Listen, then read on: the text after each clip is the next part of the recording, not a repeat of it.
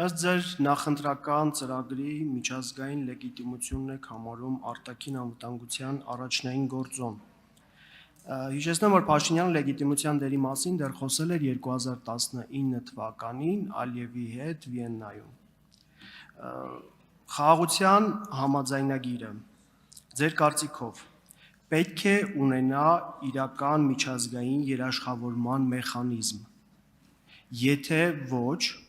ապա ինչ տարբերակներով պետք է կարողանանք հսկել այս համաձայնագրի դրույթների կատարումը։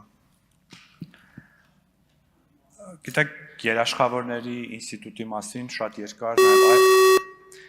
երկար նաև այս դահլիճում է քննարկվել մեր գործընկերների հետ Հայաստան դաշինքից, դրա վերաբերյալ շատ պատասխաններ են հնչել եւ իմ կարծիքով խաղաղության ոչ միայն համաձայնագրի, այլ ընդհանրապես խաղաղության էության, գոյության ամենակարևոր երաշխիքը փոխկապակցվածությունն է, փոխադարձ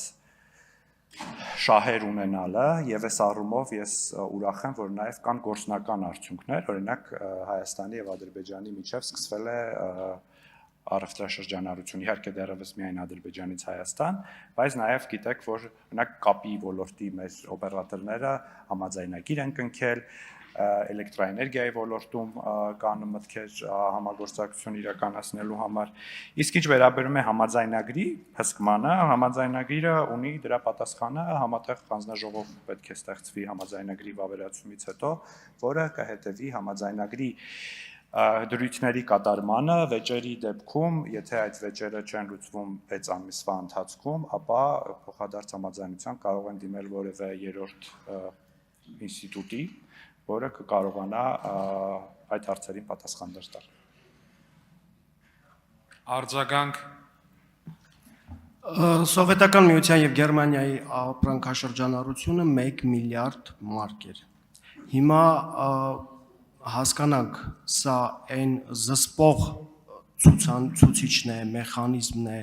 որը որ պիտի համաձայնագրի դրույթների կատարման համար դառնա ցուցիչ, թե այլ մեխանիզմներ կան, որովհետև մենք տեսնում ենք, որ